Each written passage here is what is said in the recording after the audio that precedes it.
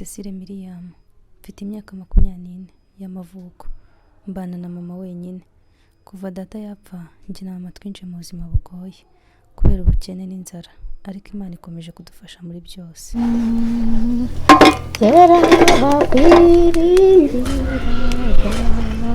Bari mu mahoro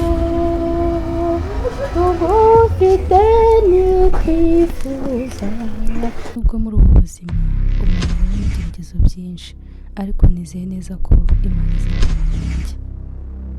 Narateguye rero kuzagusohokana ku munsi nk'uyu w'abakundanye. Niyo mpamvu nari naratekereje ahantu heza nk'ahangaha. Habereye nyine umwari mwiza nkawe. Wow. Sheri reka dukwemera. Uri intwari yanjye rwose. Igiye kukugeraho aho reba none. Wow, sheri mbega byiza. Ni rimwe. Sheri ntabwo nabyanga pe. Yambishe. ahubwo ngiye gufata izindi nzira naro no ni ko gisiri Imana nayikwiye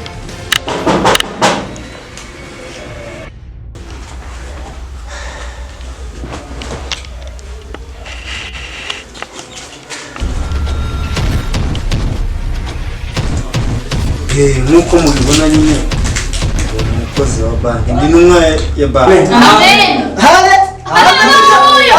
Amen. Ndagusenga Imana witekanye n'ingabo Imana isumbuye bose. Iri jambo noneho rimanutse uyu munsi ridusaba kureka gusambana bidukoza hamwe.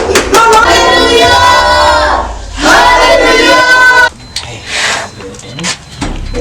Nakoze kunyakira ariko nta kibazo.